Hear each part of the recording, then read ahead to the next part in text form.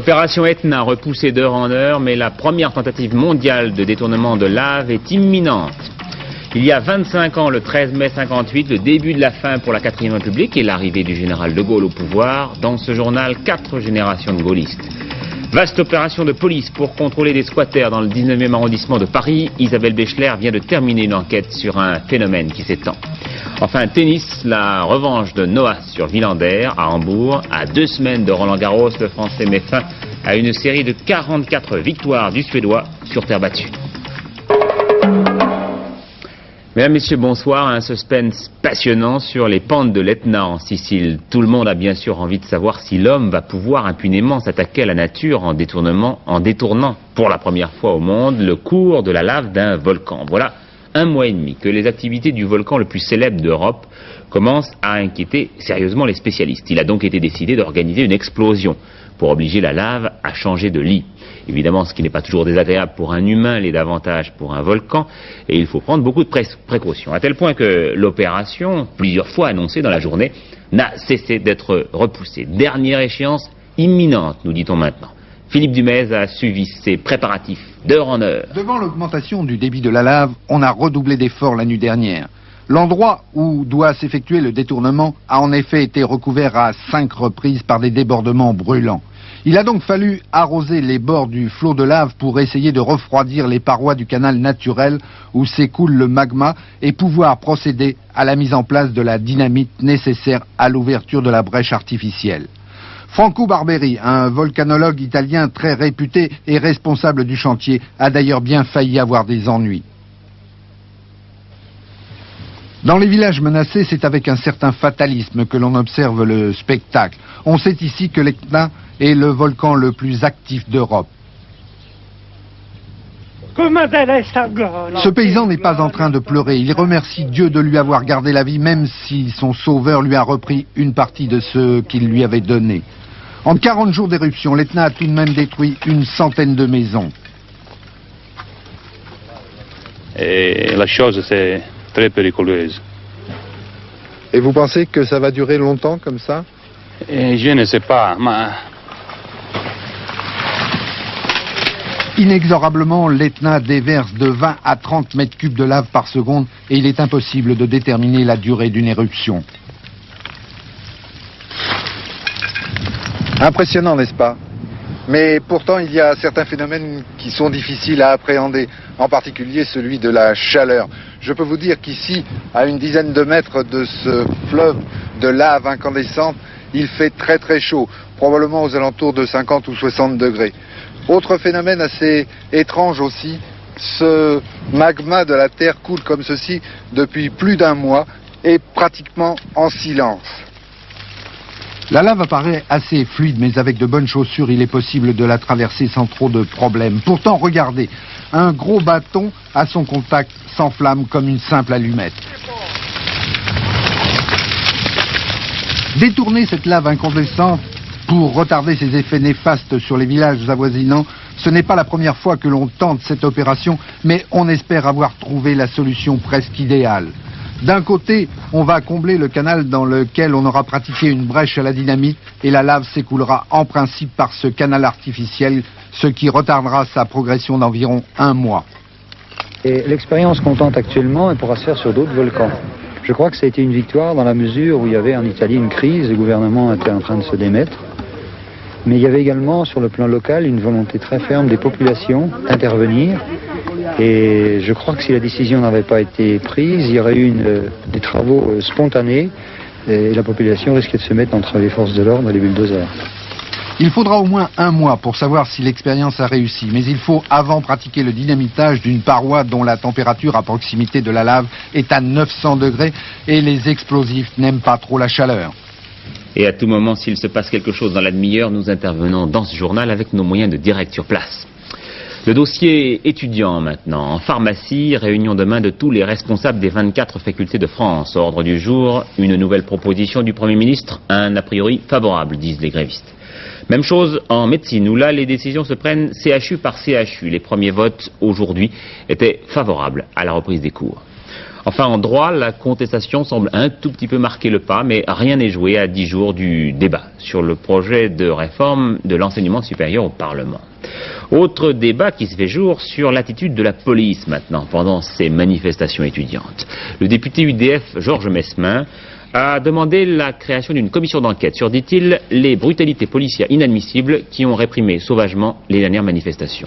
Et dans les rangs de certains syndicats de police, des protestations se sont faites entendre également. Réponse de Gaston Defferre tout à l'heure, les policiers accomplissent leur devoir parfaitement et avec calme. Gaston Defferre qui parle maintenant des étudiants. Il n'y a pas lieu, s'ils veulent être écoutés, de se livrer au type de manifestation que nous avons vu ces derniers jours. Monsieur le ministre, on a dit que les policiers avaient tardé à remettre de l'ordre. Alors est-ce qu'ils traînent un peu les pieds ou est-ce qu'ils suivent strictement les consignes? Les policiers accomplissent parfaitement leur devoir, avec calme et courage. Et croyez-moi, ce n'est pas toujours très facile. Eh bien, nous pouvons dire que le ministre, de même que ses prédécesseurs, a toujours essayé dans la mesure du possible de rasséréner les fonctionnaires de police de base. Ils n'ont pas besoin de ça pour faire leur travail. Vous vous plaignez de l'incohérence des ordres que vous recevez de vos supérieurs. En ce qui concerne dire que nous manquons de sang-froid, c'est un peu vite en besogne. Il faut connaître les circonstances actuelles dans lesquelles on nous fait intervenir. Bien souvent, on attend que les forces de police soient au contact avec les manifestants pour donner des ordres de dispersion qui pourraient se faire auparavant d'autres manières, de manière légale. J'ai d'ailleurs déclaré il y a 8 jours à Antenne 2 qu'il existait dans le code pénal des règles bien précises pour intervenir. Et nous ne voyons toujours pas de commissaires en civil munis de leur écharpe tricolore faire usage des moyens de se faire reconnaître et de donner les sommations afin de permettre aux manifestants légaux, car le droit de manifester existe encore, et aux gens qui font leur travail de pouvoir prendre des précautions. Pas de gros problèmes paysans aujourd'hui, toujours de ci de là des contrôles de camions étrangers sur les routes, mais attention, des embouteillages à prévoir aux frontières lundi et mardi, car la FNSEA a appelé ses adhérents à un contrôle systématique de tous les camions transportant des produits alimentaires étrangers. Le CNJA fait de même. Déclaration de Jean Le Canuet dans Le Monde cet après-midi. Une majorité de Français voudrait que l'expérience socialo-communiste s'arrête.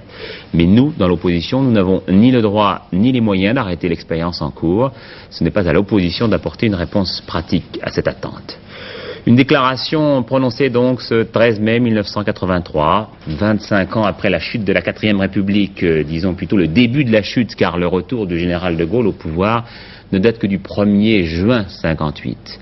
Le 13 mai donc, à Alger, des manifestants envahissent les locaux du gouvernement général après en avoir enfoncé les grilles. Un comité de salut public est créé sous la présidence du général Massu. Félix Gaillard, qui était alors président du Conseil, délègue au général Salan les pouvoirs du gouvernement en Algérie. Et dans la nuit, à Paris, vous l'avez vu, l'Assemblée nationale a investi comme nouveau président du Conseil Pierre Pflimlin, mais il ne restera que 2 semaines. Le général de Gaulle allait le remplacer à l'hôtel Matignon. Et puis, 6 mois plus tard, il arrivait à l'Élysée. Eh bien, 25 ans après, que sont les gaullistes devenus? Quelle a été l'évolution de la pensée gaulliste au fil des générations et surtout que retiennent aujourd'hui les jeunes classes de ces événements? Voici l'enquête de Jean-Louis Le Seine. Une certaine idée du gaullisme, revue et corrigée par des élèves de 3e, la période gaulliste est justement au programme. Le général de Gaulle a permis un pouvoir beaucoup plus fort qui empêchait le gouvernement de tomber tout le temps. Et c'est ce qui lui servira ensuite, le 13 mai 58, à revenir en France pour instituer une nouvelle constitution et cesser les guerres civiles qui se commençaient en Algérie. Le général Salan qui essaye par un attentat de le tuer. Alors donc le général de Gaulle fait arrêter tous les membres de l'OAS et l'Algérie devient un pays libre en 1962. Et il y a de nouveau un nouveau référendum qui donne les pleins pouvoirs à l'exécutif et au président de la République. François Mitterrand, qui était contre le général de Gaulle, qui lui-même maintenant prend la constitution du général de Gaulle et l'applique en France.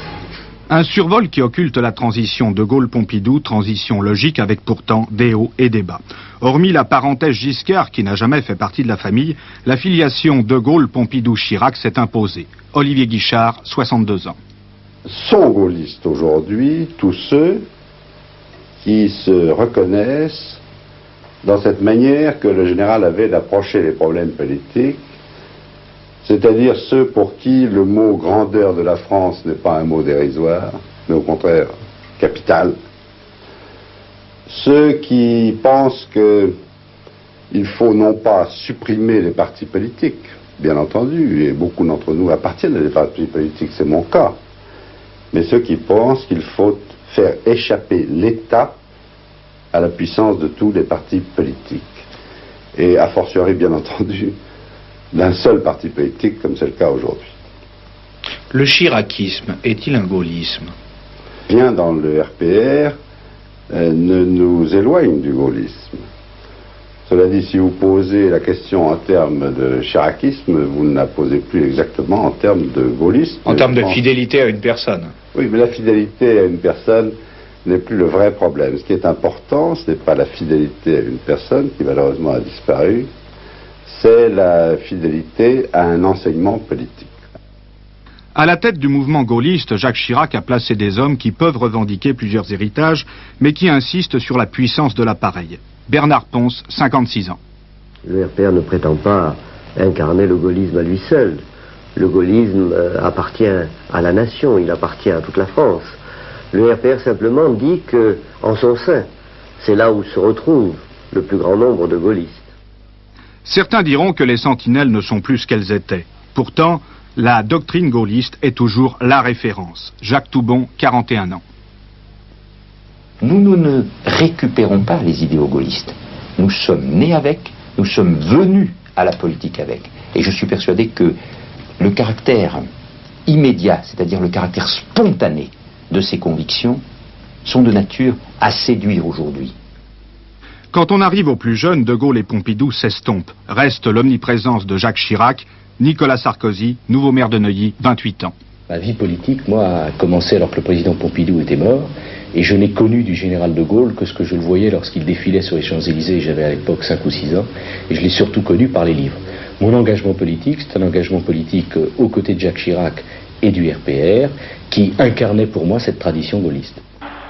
Bien sûr, de Gaulle à Chirac, les idées forces du gaullisme ont évolué. Mais 25 ans après le 13 mai, chez les gaullistes de 83, le culte d'un chef est encore à l'ordre du jour. Si Chirac n'avait pas fait le travail qu'il a fait, mené l'action qu'il avait fait, on ne parlerait du gaullisme et des gaullistes que dans les livres d'histoire. Dernière minute, l'explosion de l'Etna prévue pour 21h locale. Donc en principe, vous ne la verrez pas dans ce journal, mais dans celui d'Hervé Claude, j'espère, à 22h50. Le dollar et le franc suisse font bonne figure en ce moment. Nouveau record pour le franc suisse, 3 francs 63. Fermeté du dollar, 7 francs 37. Si vous avez mal aux dents, essayez de prévoir une accalmie pour le 1er juin. La plus importante confédération des syndicats dentaires a en effet appelé les quelques 28 000 dentistes libéraux à fermer leur cabinet le 1er juin. Au congrès des parents d'élèves de l'enseignement public, la fédération Schlerey, qui est la deuxième par ordre d'importance, sévère critique de la réforme des collèges. À Rennes, les congressistes ont manifesté beaucoup d'inquiétudes et ont demandé une participation accrue des parents au système éducatif. Mais il est vrai que quand on va enquêter sur place, comme Estelle Gouzy l'a fait à Vélizy, dans la région parisienne, on découvre une assez faible participation des parents.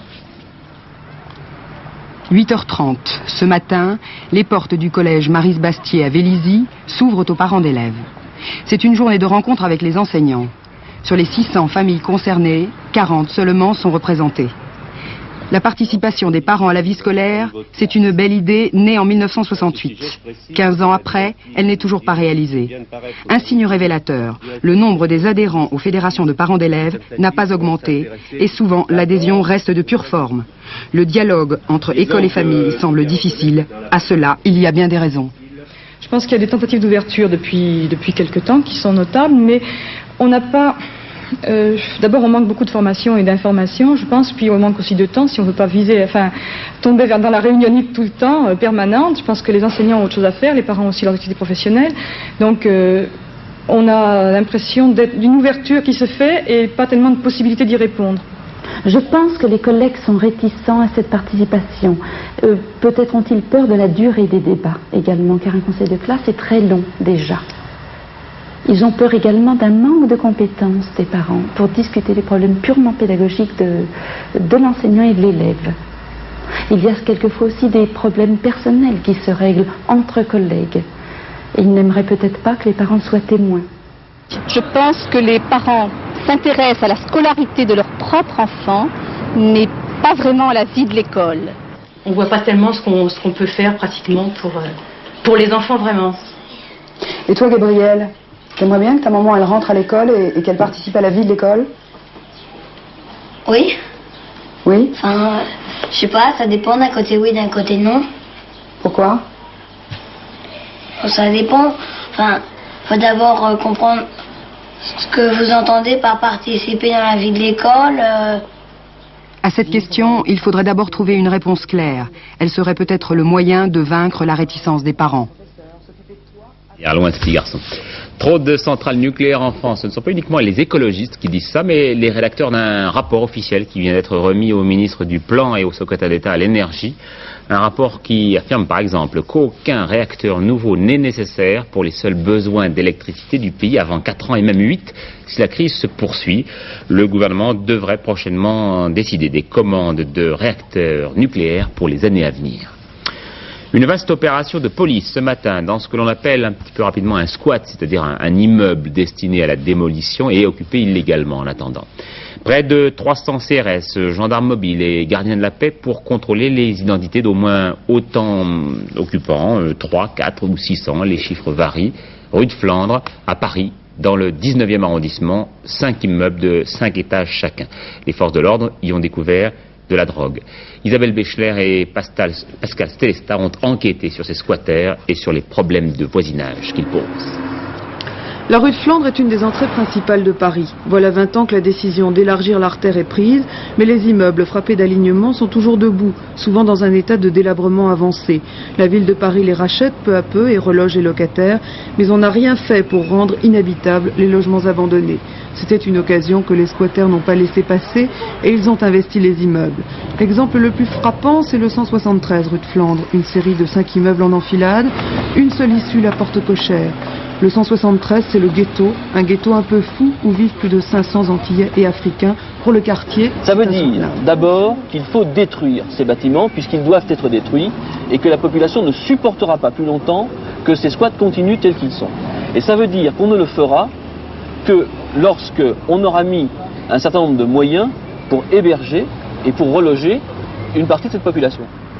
Mais le relogement des squatters est un leurre. Les 8 locataires en titre qui sont restés dans l'immeuble de façade n'ont toujours pas trouvé le moyen de le quitter et les Antillais du ghetto n'y croient pas plus. Une fois que le squat sera vidé, il faudra que la haute autorité s'en tienne compte que c'est des êtres humains qui l'auront vidé et que ces êtres humains-là auront besoin des endroits pour vivre. Parce que bon, le problème qui se pose ici, c'est un problème qui se posera toujours en France. Parce qu'ils ont fait venir des gens, ils ont fait faire sortir des gens par leurs problèmes politiques et tout, avec leurs idées idéologiques et tout. Ils ont fait sortir des gens pour venir ici, et ces gens-là n'ont pas de travail. Ça, c'est une réalité qu'ils ne veulent pas admettre. Bien sûr, il y a des chômeurs dans cet immeuble, des chômeurs et des étudiants, des musiciens antillais. Il y a aussi des réfugiés politiques africains, mais ce sont surtout les dealers, les revendeurs de drogue qui font la loi. C'est ce qui effraie les vieux locataires de la façade et ce qui rendait notre visite un peu périlleuse. Car tant dans le quartier que dans le squat, la drogue a pourri tous les rapports.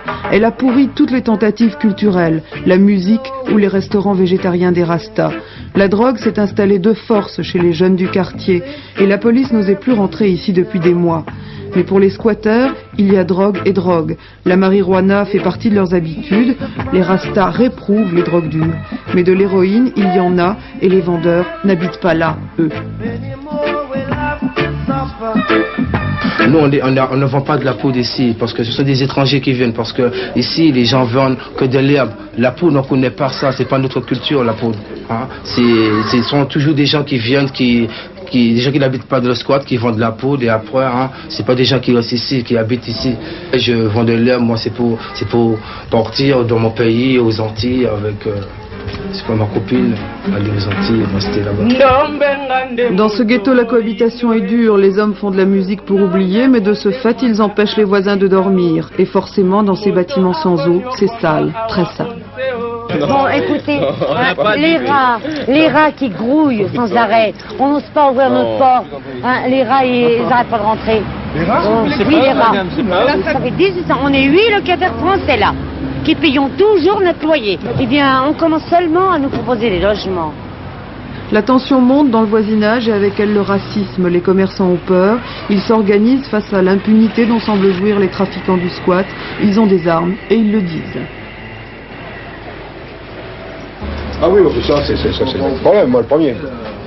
Ça, venez semer un peu de pagaille là, je préfère aller en tôle, au moins je me reposerai. Et vous vous sentez pas protégé par la police? La police, ah si, ils sont costauds pour mettre les contraventions en face, ça oui, ça là-dessus oui, ah ça ils sont forts. Une chose est sûre, le ghetto du 173 va être nettoyé par la police, sans doute avant la fin du mois. Ce bastion de la drogue va sauter, mais les délinquants n'y sont qu'une minorité. Et de fait, la police mettra beaucoup de Français à la rue. Et des Français comme Farah, déjà expulsés 3 fois. Je me suis fait expulser, j'étais enceinte. Hein. Je me suis fait expulser par les flics, j'étais enceinte. On m'a donné un papier comme quoi je devais me faire reloger.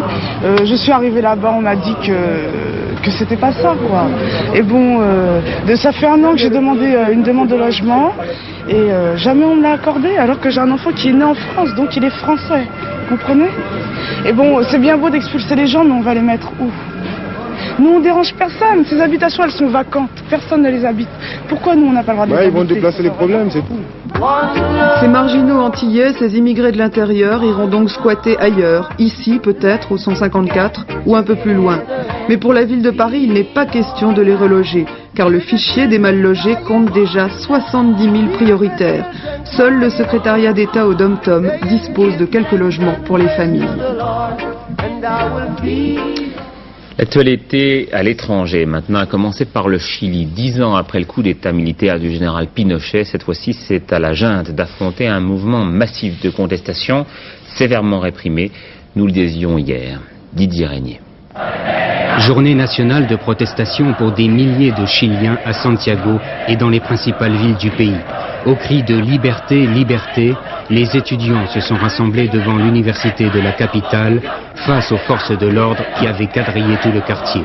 Un peu plus tard, l'assaut a été donné à coups de matraques et de grenades lacrymogènes. Pendant ce temps, les boutiques avaient fermé, les automobilistes roulaient au ralenti en klaxonnant et les élèves avaient déserté les écoles et les lycées. Mais les premiers heurts ont éclaté en début d'après-midi lorsqu'un groupe d'avocats a tenté d'organiser une réunion dans le palais de justice. L'ambiance était particulièrement tendue et très vite, la police a violemment dispersé les manifestants à coups de matraque. Hier, en fin de journée, le bilan était lourd, 2 morts, des dizaines de blessés et 350 arrestations, dont des prêtres catholiques. Une journée normale selon le ministre de l'Intérieur, une journée historique pour les syndicats et le peuple chilien qui se félicitent de cet avertissement donné au gouvernement. Au Salvador, alors que le président Reagan semble réussir peu à peu à convaincre le Congrès de la nécessité de renforcer l'aide militaire et économique à ce pays d'Amérique centrale, eh bien, un rapport américain fait état de la mort d'une centaine de civils massacrés par la guérilla. Hier, je vous communiquais un autre rapport qui faisait lui état de plusieurs dizaines d'assassinats perpétrés, cette fois-ci par les militaires. Proche-Orient, un nouveau nom des Syriens qui rejettent l'accord de Beyrouth et de Jérusalem pour le retrait des forces étrangères. Impasse très grande, vient de dire le ministre libanais des Affaires étrangères. Et puis Nouvelle-Calédonie, regain de tension à la veille de l'arrivée du secrétaire d'État au Dom-Tom, Georges Lemoine. Plusieurs manifestations d'indépendantistes depuis 3 jours. 16 blessés dans un accident de car de ramassage scolaire près de Pont-Audemer, dans l'Eure. Le car était entré avec en collision avec un camion de lait.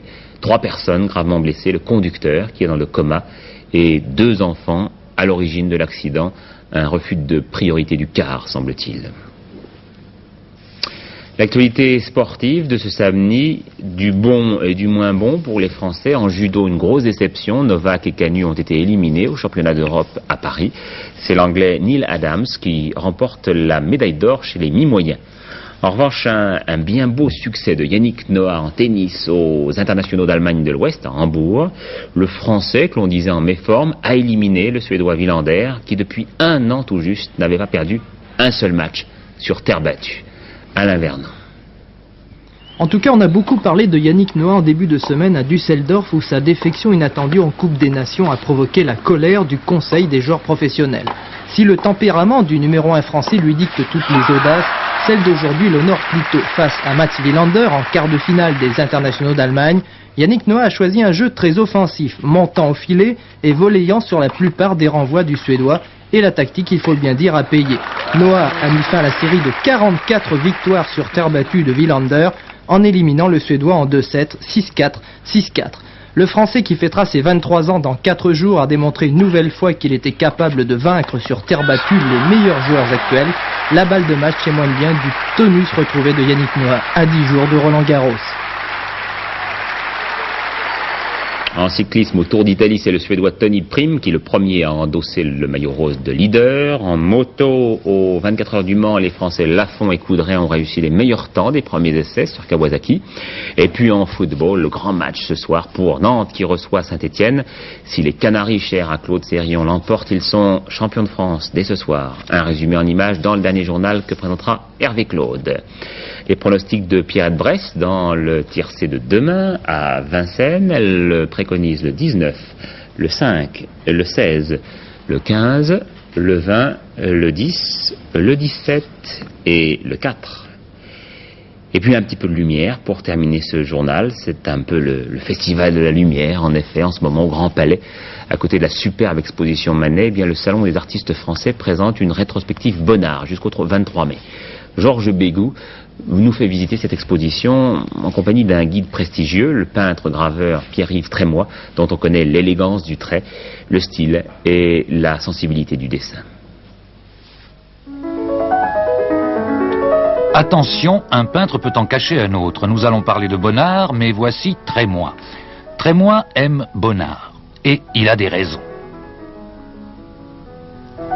Comme on ne saurait évoquer en si peu de temps l'ensemble des toiles réunies au Grand Palais par Arnaud d'Autrive, Trémois est allé directement vers ceux qui l'intéressent le plus, c'est-à-dire les femmes et le nu, dont il est aujourd'hui le plus illustre défenseur.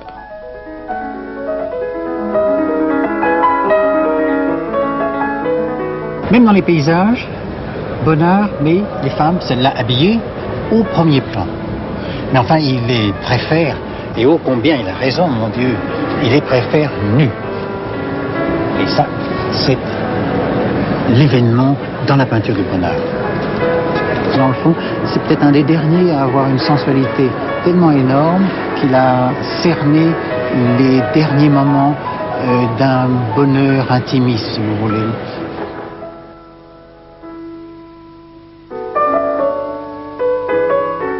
Je pense que ça, c'est mon nu préféré parce que c'est celui qui symbolise le plus ce qu'il a voulu dire dans la femme, c'est-à-dire qu'il en a fait avec la lumière, le soleil, le prisme. On sent que dans une épaule de femme, il a capté toute la lumière et ça fait comme la peau est comme un fruit mûr. C'est encore un instant de bonheur. Depuis 5 millénaires, le nu c'était le centre, le noyau de l'art, de la création artistique. 5 millénaires, et puis il y a eu à peu près une trentaine d'années, dernièrement, où il a été un peu au purgatoire, délaissé, ou alors on le maltraitait, on le distordait, il était un peu déchu. Puis il y a quand même un paradoxe, parce que c'est une époque où justement, tout le monde parle du nu, tout le monde veut se mettre tout nu. Le nudisme, le naturisme, des migrations gigantesques vont vers le soleil. C'est un événement énorme. Mais alors il y a un paradoxe, c'est que il n'y a pas tellement de création artistique sur le nu maintenant, donc il y a quelque chose qui est trouble.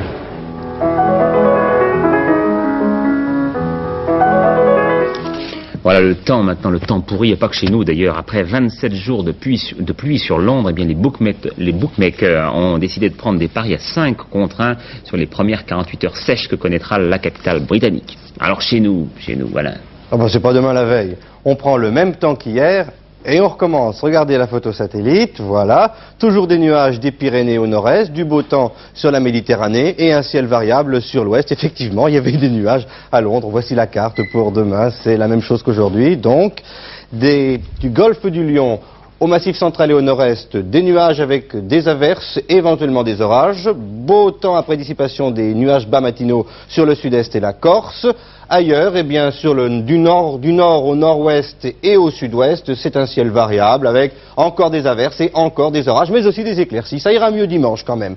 Les températures en légère hausse, 1 ou 2 degrés en baisse au nord-est, mais 1 ou 2 degrés de plus ailleurs. Minimum donc 13 degrés à Nancy et Mulhouse, maximum 22 degrés à Ajaccio. C'est un petit degré de plus. Ça remontera dimanche, mais lundi, ça repartira à la pluie, hein, je vous dis tout de suite. Samedi 14 mai demain, 2 minutes de soleil en plus, levé 6h13, couché 21h22 et à 5 contre 1, c'est Saint-Mathias demain. Prochain rendez-vous avec l'information 22h50, Hervé Claude, demain à midi, votre magazine à nous deux, et puis à midi 45 de Cannes, antenne de midi. Je vous retrouve à 20h demain soir. Bonne soirée à tous.